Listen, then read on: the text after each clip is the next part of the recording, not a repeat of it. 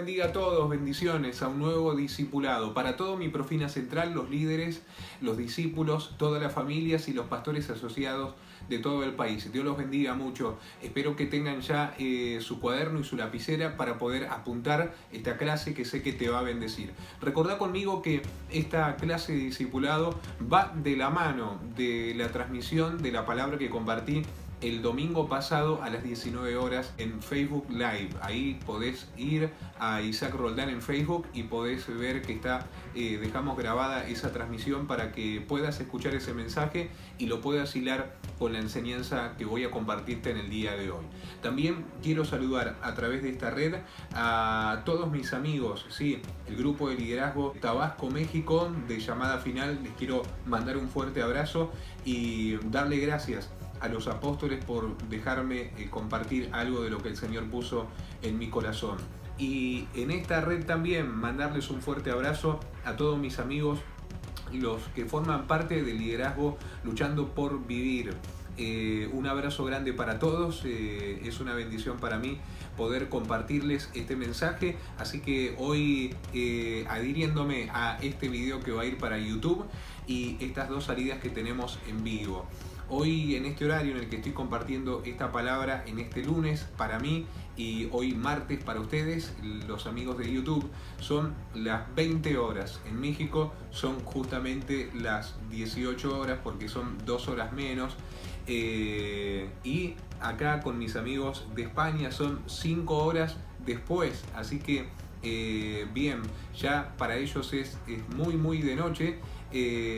Para nuestros amigos de México es un poco más temprano y nosotros los amigos de YouTube, bueno, en esta grabación ustedes lo van a ver en el día exacto del día martes. Bien, quiero comenzar de esta manera y bueno, les pido a todos que puedan traer sus emociones para este discipulado. Con esto de poder ser más espirituales, últimamente quizás no lloramos, no nos reímos, no saltamos, no damos un grito de júbilo, y el mejor lugar para poder llevar nuestras emociones es a la presencia del Señor, el momento donde necesitamos poder expresarnos lo que tenemos en el corazón. Hoy vivimos un tiempo donde pareciera que estamos en desventaja, y cuando yo estudio la Escritura, cuando leo la palabra, lo que yo me doy cuenta es que normalmente Dios utilizó momentos como estos para poder levantar a hombres y mujeres que cambiaron la historia, la desventaja. ¿Te acordás conmigo de la historia de David? David era un petizo al lado de Goliat, un semejante gigante que vino a amedrentar al pueblo de Israel. Sin embargo, la Escritura dice que, bueno, el final fue un final de victoria para lo que era menor antes lo mayor. Si recordás la historia de Josué, vas a ver que en la historia de Josué, él estuvo parado frente a las murallas de Jericó, algo muy grande, y él algo muy pequeño, pero la Escritura dice de que las murallas se quebraron y se desmoronaron. Si estudiamos la historia de Moisés, nosotros vamos a ver que Moisés era una persona que inclusive él mismo decía que no sabía hablar y no estaba preparado para cumplir con la misión que Dios le había encomendado. Y frente al faraón no era nadie, sin embargo Dios lo utilizó para poder liberar a su pueblo. Por eso quiero que sepas conmigo que la emboscada del diablo se va a volver nuestra oportunidad para salir victoriosos en este día que estamos viviendo. Hoy parece que frente a la pandemia, parece que frente al distanciamiento social, llevamos una desventaja, pero no te olvides de las historias escriturales donde Dios nos habla y nos da testimonio de que las desventajas para las personas resilientes como nosotros en el liderazgo y en la vida de la fe son las oportunidades para levantarnos en la fe y recibir una gran victoria. Por eso hoy quiero hablar, hilar lo que hablé el día domingo en la transmisión de las 19 horas en Facebook Live sobre los pies. En Éxodo 3 hablé el día domingo que Dios fue quien lo mandó a Moisés a sacarse las sandalias de Egipto porque parecía que era lo único que él le había quedado. Ahora, cuando nosotros vemos su historia, parece que aunque él se quitó muchas cosas de Egipto al momento de conocer a quien era su esposa, luego a pasar los años y ponerse las vestimentas pastorales, parecía que había algo que le había quedado y eran las sandalias. el Señor le dijo que se quite las sandalias, haciendo reseña de lo que hablé el domingo, para que quede vulnerable. ¿Ustedes se imaginan lo que es caminar todo un día descalzo? Eso es estar vulnerable. Pero en la Escritura, el ángel, quien se transforma después en Dios, especifica que el lugar santo no se puede pisar con cosas que no son santas, que vienen de Egipto. Entonces, comprendimos el domingo que cada vez que Dios nos pide algo, es porque nos quiere dar algo mejor. Entonces, en el libro de Éxodo, en el capítulo 3 y versículo 4, nosotros comprendemos que en el mundo espiritual y el mundo físico viven a la misma vez. El mundo espiritual y el mundo físico. Yo les puedo decir hoy que a pesar de que estoy en este día compartiendo la palabra con ustedes, hay un mundo espiritual que no es ficticio, sino que es real, pero que vive en el mismo mundo natural como el que hoy estamos caminando. A ver, lo de Dios es querer compartir con nosotros lo que viene con su poder, con su gloria, lo que viene en la manifestación. Satanás no puede darnos nada porque Satanás es egoísta, pero Dios lo ha dado todo.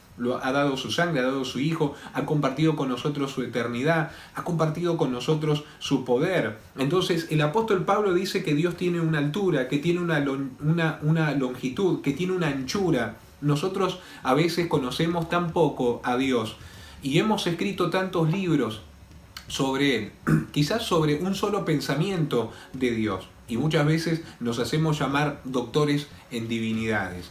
A veces nosotros creemos conocer más a Dios que otras personas que nosotros conocemos, y cuando vemos algo que para nosotros es raro, a veces decimos, eso me parece que a Dios no le agrada, eso a Dios no le gusta. Pero ¿quién nos dijo a nosotros las profundidades de Dios para saber, por ejemplo, qué música le gusta, qué música no?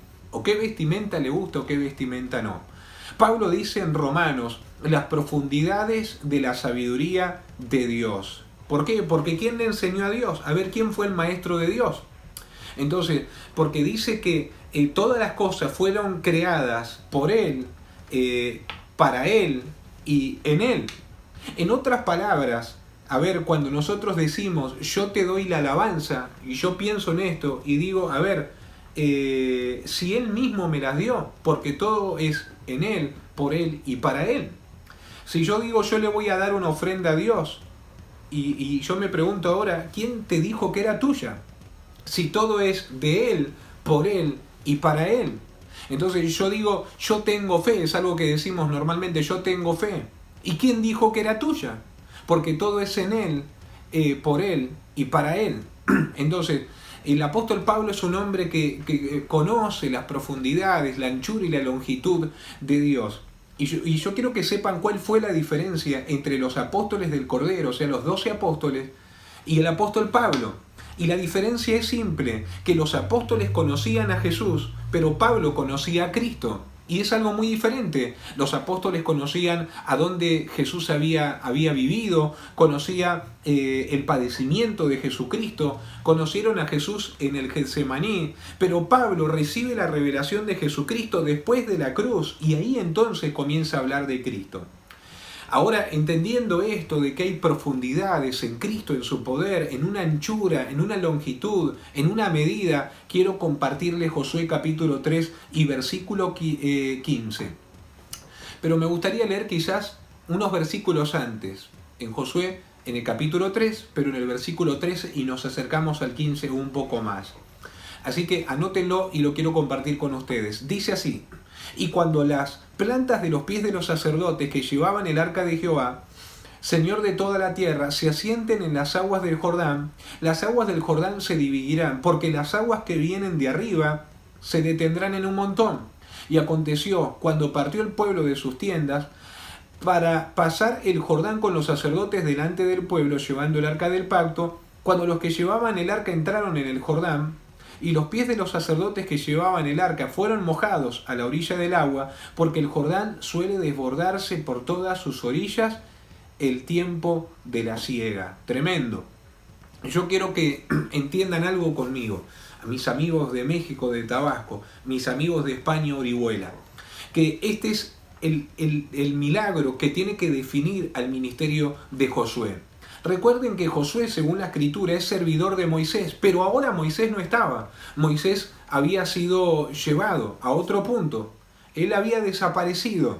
La responsabilidad de Josué ahora era poder entrar, hacer que el pueblo entre en la promesa que había recibido del Señor. Josué es una persona que tiene que ejecutar un ministerio bajo la sombra del gran Moisés. Era algo que no era fácil, ¿sí?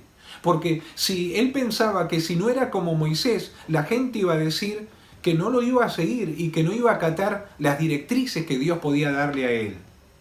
Era una persona que sabía que si no hacía la mitad de lo que hizo Moisés, las personas no le iban a llevar la atención. Imagínense el miedo que él tenía, que Josué tenía. Por eso es que ahí nosotros vamos a entender el capítulo 1 de lo que el Señor le dijo: mira que te mando que te esfuerces y que seas valiente. Porque él tenía que asumir la responsabilidad que estaba bajo el gran líder que para un momento antes se llamaba Moisés. Por eso viene como una señal que tenía que ser similar a la señal que había tenido Moisés en aquel momento cuando había abierto el mar en dos. En el caso de Moisés fue abrir un mar. En el caso de Josué ahora iba a ser abrir un río, el río Jordán. Y yo quiero que sepan conmigo que Dios nunca hace algo menor a lo que ya hizo, sino que Dios hace cosas más grandes a las que vino haciendo antes. Su gloria y su poder se manifiesta en nosotros como la luz de la aurora que va en aumento hasta que el día es. Por eso cuando ocurre el milagro, Josué es quien se puede levantar ahora sobre sus propios pies ministeriales. Tenemos que entender que en el Antiguo Testamento todo es una tipología, como nos enseña el apóstol Pablo. Por ejemplo, un cordero que se tenía que matar hablaba de la expiación de Jesús o del perdón que tenía que ver por su sangre. ¿Recuerdan la serpiente de bronce que en el Antiguo Testamento habían recibido orden de Dios? La serpiente, la aspid, que dice que cuando mordía a las personas que murmuraban contra Moisés eran serpientes ardientes por la sensación que causaba en las personas que recibían la picadura, los que blasfemaban a Moisés. Entonces Dios le dijo a Moisés que haga una serpiente de bronce y quien la mire a los ojos dice que entonces será sano. Entonces en el libro de Juan, antes de Juan 3.16, por Juan 3.14 y 15, dice que teníamos que levantar a la serpiente, así como la levantó Moisés en el asta de madera. ¿Para qué? Para dar testimonio. Entonces lo que se está haciendo referencia en aquel momento es de levantar el asta de madera. Está hablando de la cruz, está hablando de Jesucristo. Era una sombra de la cruz de Jesús en el Calvario. Es por eso que en esta historia Josué es un tipo de Cristo, porque Moisés tiene que ver con los rudimentos. Fíjense en que la palabra mosaico, que es, por ejemplo, se utilizan mosaicos como similar a las baldosas, es porque son muy duras. Entonces, de ahí viene la ley mosaica, una ley que era muy dura, como en el tiempo de Jesús, lo que pasó en los evangelios con la mujer adúltera, que le dijeron: Moisés, la ley mosaica, dijo que hay que apedrearla, ¿tú qué dices? Jesús nos mira y dice con cara de: si supieran que yo fui el que les dicté las leyes a Moisés. Entonces, Moisés tiene que ver con rudimentos. La ley de Moisés te lleva solo a la orilla, pero no vas a entrar a la tierra prometida con rudimentos. Pero Josué representa otro tiempo. Josué representa el cumplimiento. Ahora, el sistema de Moisés es un sistema que se muere en el Jordán, que no puede pasar el Jordán. Ahora, si ustedes no sabían, la palabra Jordán significa el que desciende. Y pocas personas saben que el río Jordán se alimenta de un deshielo, del deshielo de Hermón. Exactamente en ese lugar. Por eso cuando el río baja, se comienza a desbordar. Dicen que en el tiempo de la cosecha normalmente desbordaba ese río. Por eso ahora quiero que tomes esta palabra. Y ustedes que están en su casa, discipulados en mi profina, tomen esta palabra conmigo. Si se está llenando tu casa de agua, es que el tiempo de la cosecha ha llegado. A pesar que estemos viviendo la crisis y el dolor más grande como este, la cosecha de tu familia, la cosecha de almas, la cosecha de personas que ganamos y que consolidamos. Porque hoy, cuando el sistema quiere levantarse para socavarnos y golpearnos. Es el tiempo donde más almas estamos ganando y lo estamos haciendo a través de las redes sociales. A ver, porque cuando está lleno de agua la cosa, significa que está desbordando el río Jordán, arrepentimiento, lo que Dios viene a traer a nuestras vidas. Ahora, Josué es un tipo de cristiano nacido en Cristo, que no se sujeta a la ley de Moisés, sino que pasa por las aguas del arrepentimiento del río Jordán y que después entra a la tierra prometida, que es epifanía del reino de los cielos. Pero Moisés, en la ley mosaica, te da vueltas y vueltas, te quiere tener toda la vida en las leyes y leyes y leyes, y te va a decir ojo por ojo, diente por diente, y nunca vas a entrar a la tierra prometida, ni vas a tener acceso para ir al reino de los cielos. Por eso Moisés camina en el desierto, Josué también. Por eso Moisés, el Señor le pide que se quita las sandalias, a Josué también se las pide. Dice que Moisés vio un ángel, bueno, Josué también vio un ángel. Entonces, la Escritura dice que el día que Josué vio a ese varón, a ese guerrero, a ese ángel, le preguntó Josué, ¿con quién estás? ¿Estás con ellos, con mis enemigos, o estás conmigo? Entonces el ángel le contestó, yo estoy con Jehová. No estoy ni con vos ni con ellos, yo estoy con Jehová. Y ahí le pidió que se quite la sandalia. El ángel, los ángeles, hoy no están ni con ellos ni con ellos, están con los que estamos con Jehová. Por eso regresemos al agua. Dios le dice a Josué, toma ahora los sacerdotes y hace que ellos entren al agua y que se mojen las plantas de sus pies. Yo quiero preguntarle a mis amigos de México, ¿ustedes quieren que las aguas se dividan? Quiero preguntarle a mis amigos de España, ¿ustedes quieren que las aguas se dividan? Y quiero preguntarles a ustedes, ¿quieren que las aguas se dividan? Para eso hay que mojarse los pies. El Señor le dice, quiero que se mojen los pies. Claro, porque Dios puede librarnos de la situación que estamos viviendo así, pero se tiene que cumplir la palabra. Pero para que Él se lleve más gloria, necesita que pisemos las aguas. En este mismo momento, la Escritura dice que los sacerdotes pisaron las aguas, se mojaron los pies y las aguas se detuvieron cerca de la ciudad de Adán. La palabra Adán representa el pasado y significa en el hebreo parloteo, tierra cultivable. Adán significa la naturaleza mía antigua que pecó. El hombre lo tenía todo en un momento, pero las aguas se detuvieron ahí. Dios dice, tu pasado no va a poder venir con vos. Así a donde se detiene, se va a detener en Adán, las aguas, porque tu pasado no puede perseguirte para el día de tu cumplimiento. Ahora la Escritura dice que las aguas se detienen y el pueblo entonces puede cruzar el río Jordán. Los sacerdotes se mantuvieron ahí parados. Quiero que piense conmigo que más de 600.000 personas tuvieron que pasar caminando el río Jordán. Es tiempo de cruzar ese Jordán. Aunque haya mucho ruido y aunque seamos muchos, gloria a Dios. Pero la Escritura dice que tan pronto Dios les dijo que crucen el río Jordán, les mandó a que 12 hombres ahí junten piedras como para hacer un altar en aquel momento y lo dejen cerca del campamento. ¿Como qué? Como un testimonio memorial de que Dios los liberó y de que ellos pasaron por las aguas, por el río Jordán en seco. Un memorial para que las generaciones que iban a venir puedan ver lo que Dios hizo.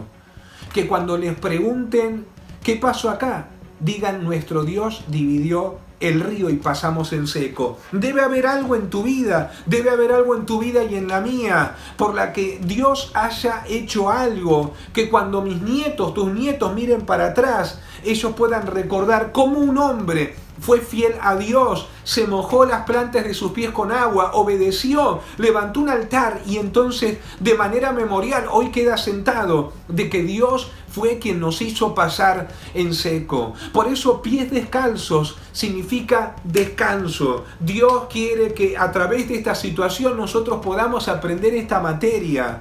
Cuando una persona llega de su casa de trabajar, normalmente lo primero que quiere hacer es descalzarse los pies para poder descansar. Se quita los zapatos, las zapatillas, lo que nosotros le llamamos así. Entonces, Dios te está diciendo en este tiempo, quiero que camines con pies descalzos, aunque sientas un poco del agua, no tengas problema porque ha llegado el tiempo de la cosecha. Descansa en Dios, ¿pero cómo? ¿Cómo puedo descansar, pastor apóstol, con lo que estoy pasando? Con lo que todos estamos viviendo, con las muertes y el ruido que se escucha. Descansar en Dios no es una materia de seminario, es una materia de la escuela del Espíritu. Descansar en Dios no es algo que nos puedan enseñar los teólogos. Descansar en Dios es una materia que se aprende en la escuela del Espíritu, donde el tiempo es un maestro. Escuché a un zapatero decir que el mejor horario de poder comprar un zapato es a la tarde, porque después de caminar varias horas en el día, los pies, bueno, se empiezan a hinchar un poco. Entonces cuando te probás en la tarde un zapato, ahí realmente vas a ver si te calza bien o no. Pero si lo compras de mañana, muy de mañana, sin caminar nada, cualquier zapato te va a quedar y después a la tarde cuando te lo ponga vas a decir como que me aprieta un poco. Esto me llevó a pensar a mí, ¿cuántas personas tienen zapatos que hoy les aprietan porque no se los probaron a la tarde cuando estaban trabajando, sino se lo probaron de mañana? Bueno, Dios te va a quitar los zapatos para que puedas entrar conmigo en una dimensión de descanso. No significa que no voy a hacer nada, ni que nosotros vamos a hacer nada. Significa que vamos a descansar en Dios, en el dueño de la vida, en el dueño de nuestra vida, aquel que la da y aquel que la quita. Dice la Escritura que el pecado de Israel fue nunca entrar en el reposo de Dios. Es como que nunca descansaron en la confianza en el Señor. Aprendamos a descansar en Cristo. Cuando hagamos nuestro periodo de oración, lo hagamos de todo corazón, no como un castigo, sino disfrutando de la plenitud de nuestro Señor. Por eso hoy quiero concluir esto en estos minutos y decirte que nosotros somos sacerdotes y tenemos que mojarnos los pies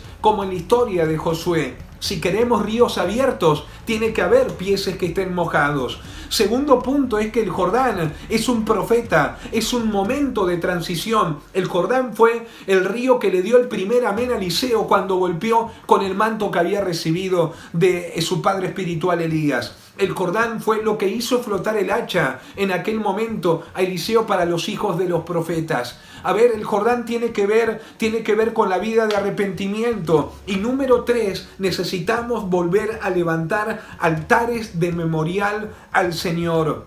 Tenemos que ser recordados, no solo nosotros, sino por nuestra fe que hemos tenido en Jesucristo, en un evangelio que es 100% cristocéntrico. Este es el tiempo. Las sandalias se las quitó Moisés, ahora se la quita Josué y hoy nos la vamos a quitar nosotros. Por eso hoy quiero que evalúes con tu familia esta palabra que he compartido y que puedas clamar al Señor tomando la determinación de quitarte las sandalias, de pisar las aguas y de creer que vamos a hacer de este día de la crisis un momento memorable donde todos van a recordar que Jesús es el Señor. Dios los bendiga, Dios los bendiga, Dios te bendiga.